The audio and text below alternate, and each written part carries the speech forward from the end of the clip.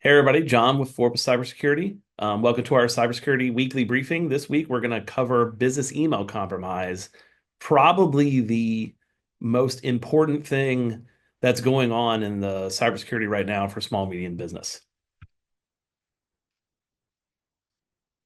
As always, I'm John Faust, COO of Forbes Cybersecurity and IT Services. Been doing this since 2007. Wore a lot of different hats throughout my career, but been focused on cybersecurity and education of end users and companies and just trying to help people out and keep them secure.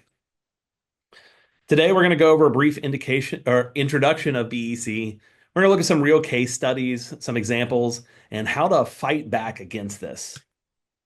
So, what is business email compromise?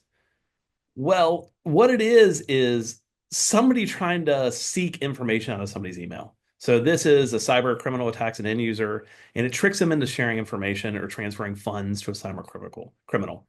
We're going to see in a few minutes that this is all about stealing money, gaining money, whether that's from taking over somebody's transaction or getting a ransomware payment, something like that. But the criminals are doing this for money and it's effective.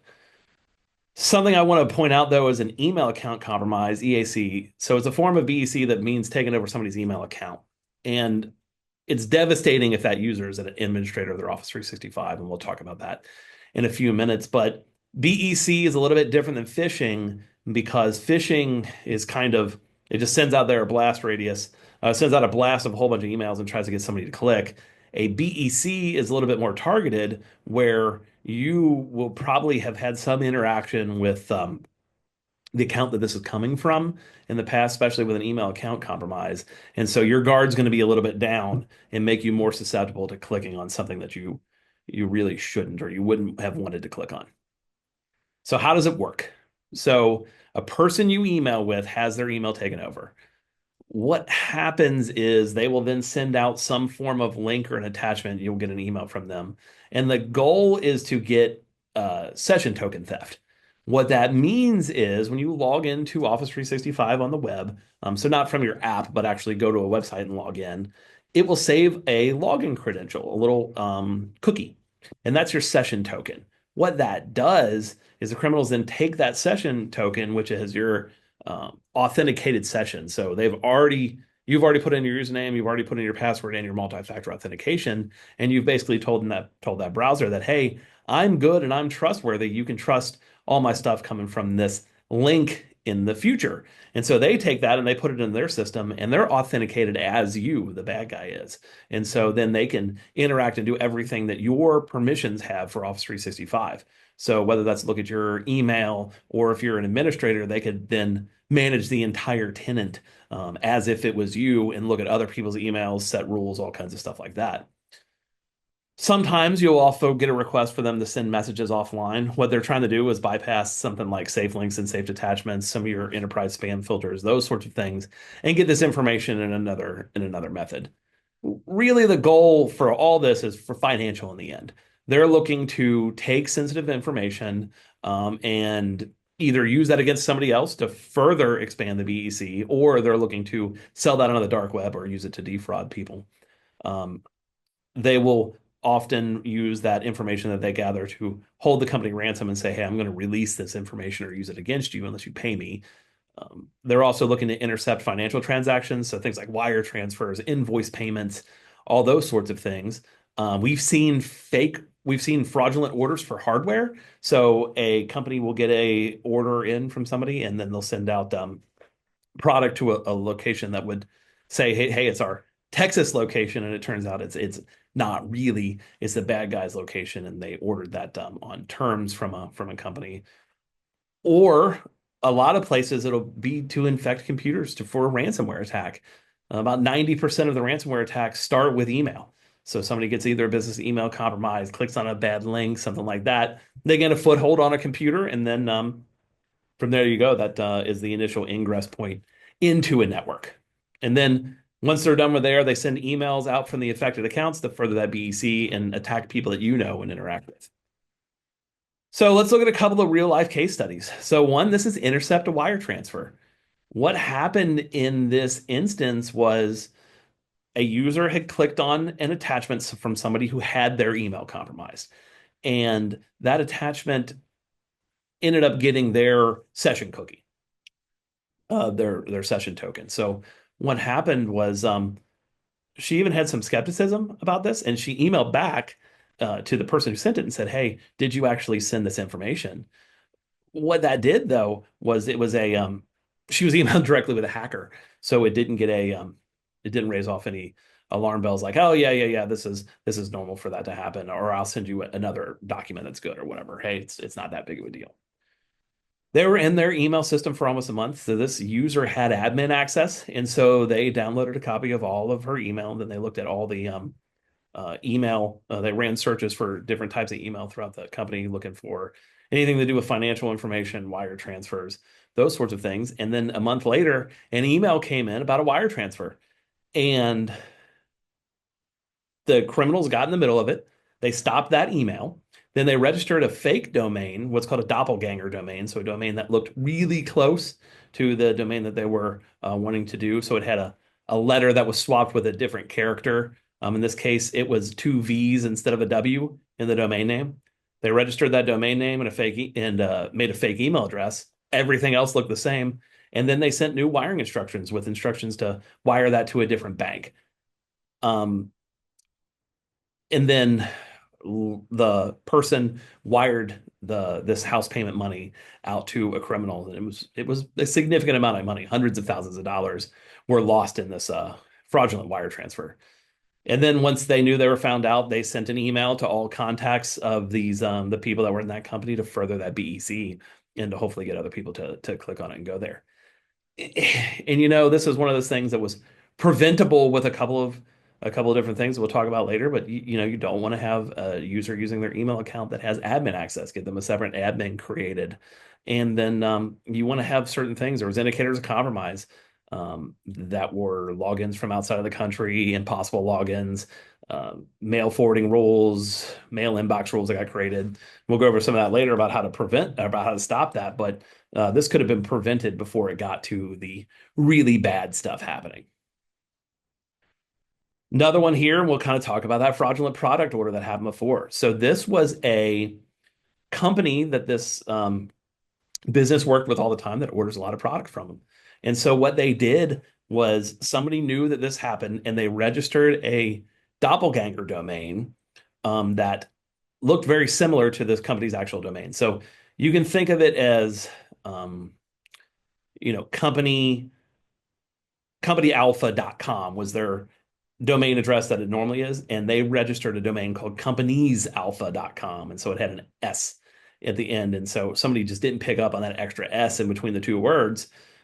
But they had examples of purchase orders from the past. So whether this was examples they had gotten from other business email compromise, that's normally what happens.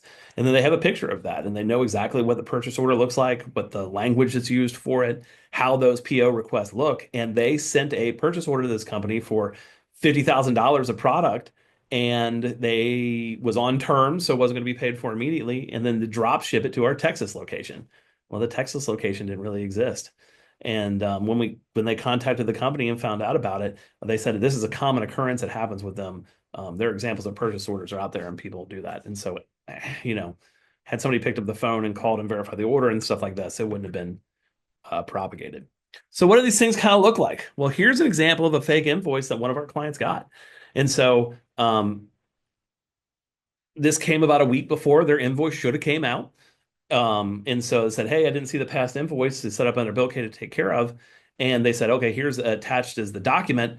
And they clicked on that document, but they didn't notice that it didn't come from the actual company. It came from some random email address. The display name was different. And the other red flag on this one was that the link, they normally get a PDF file, and this was an HTML file that opened stuff. And in this case, it downloaded some bad software to their computer that had to be sorted out and gotten removed. So, just be skeptical of those couple of things that are different, and play close attention to anytime you're opening up attachments or things like that. QR codes are another big one. This is a little bit older of one, but it was a scam to get people security authentication to steal two-factor from Microsoft. But QR codes, you don't know what's behind them, so don't trust them. If you're not expecting, it's not a usual occurrence for you to do, then don't scan them. Find out some other method to get to the information that's behind it, especially if you get a QR code in an unprompted manner, like an email or something like that. And then what do these sites look like that they go to where you enter in your login credentials and they steal them? Well, here's an example of one that was live, and I obfuscated the domain, but that's not a Microsoft domain. That's not Microsoft.com. It's not Office.com. It's not any of those sorts of things. It popped up this sign information, and if you weren't looking really closely and you put in your email and password in multi-factor authentication, the criminals have it because they've stolen that session cookie, and now they're going to use that, and you've now been a victim of an email account takeover, an email account compromise. So how do you fight back? So what we really need to do is end users are the first line of defense. So end user training is critical, but they're also the first line of defense, not only in how to spot these things, but how to report them to the IT and kind of make sure this doesn't happen. So we need them to beware of links or attachments. If you don't trust, if you don't know, you're not expecting a link, you're not expecting an attachment, don't click on it. If you do and it asks you to do something outside of the ordinary, like put in credentials, don't do it. Right? Don't put in your creds if you don't if it wants you to do so. And then a really huge thing is call or verify in another method other than email. If you click on something that pops up and asks for your Office 365 credentials, hard stop and call or find out some other method to contact that person to verify that that's legitimate. And don't send a Teams message to them if they're on your Teams, because if they have access to their email, then the criminals might have access to their Teams as well. So text message, call the company some other verified way. Both of those instances, from the previous example, had they called and verified the order was correct, or they had called the person who sent the wiring instructions, none of the actual teeth of those business email compromises would have been able to happen. And then this is a huge one. If an attachment or link doesn't work, call your IT. It may not have done what you expected it to do, but it might have worked perfectly for the hackers. And so what'll happen is they will send you a link of something and you'll open it and be like, hey, this attachment didn't open. And then you reply back and say, oh yeah, this attachment didn't work. And sometimes they'll send you a legitimate attachment. So put your guard down. Call your IT and just have it verified that nothing bad happened when you clicked on that. And then like QR codes, anything that you can't see what's behind of, link shorteners, URL shorteners, any of those sorts of things, be aware of. And then look out for those indicators of compromises, those IOCs. And so what are those IOCs? So you want to have a managed detection and response on your Office 365. So this is the third-party software package that monitors it and looks for IOCs, indicators of compromise. And we're looking at things like impossible logins. Did you log in from Cincinnati, Ohio, and then logged in from Seattle, Washington within a time that was impossible for you to travel there? That's a red flag. Are you logging in from outside of the country, and that's not an approved location? That's a red flag as well. And you want to look for forwarding rules that are set up to send your email out to a different place than it was intended, or inbox rules. And a lot of these will be send it to archive or deleted and mark it as read, those sorts of things. Any new inbox rules need to be come up and verified that of their legitimacy. And all these things that are these indicators of compromise are after somebody's clicked on something. So a compromise has happened, but we're trying to get on top of that and prevent that blast from being as damaging as something like hundreds of thousands of dollars of money transferred to the wrong location. Some other things that we do to lock it down are conditional access policies that say, hey, don't allow logins from outside of the United States, and registering doppelganger domains. So like we've registered for BLS.com because a lowercase L and a capital I look identical in the Outlook font. So we can help protect our customers by registering those domains. And we can do a search for those sorts of things to find out if your company, which ones are those doppelganger and sometimes those typo squatting domains, and we can get those registered for you and help you do it. Really, some of the big takeaways here is it takes a modern cybersecurity approach. Training is essential, not only how to spot bad emails and try to prevent from clicking on them, but then how to report unusual activity so it gets done quickly. You want to have a safety net around your employees, and that's things like email, MDR for Office 365, looking at those indicators compromise. And then you also want to do a doppelganger domain audit, like I had talked about, and find out those domains and register them so they can't be used against you. You can't always prevent this, right? Users will click on something and an attachment will be, there'll be a reply to attachment that was sent back and forth, and there'll be an update to that attachment. Your users will click on that because there's a high level of trust there. And we can't stop people from clicking on everything. But what we can do is look for those IOCs and try to really limit that damage. And if you have any questions about this, we can really help lock these companies down, lock your company down, and make it so that that blast radius can be as small as possible, and try to get on top of these things early. If you're not doing anything, they can literally sit out there for months and just keep defrauding you, keep defrauding you, keep defrauding you, if they have the right kind of access. So schedule a meeting with us, and we can help you go over what the holes in your security gap, what your cybersecurity gaps are, and get those plugged up and go from there. So yet again, I'm John with Forbes Cybersecurity and IT Services. I thank you for coming.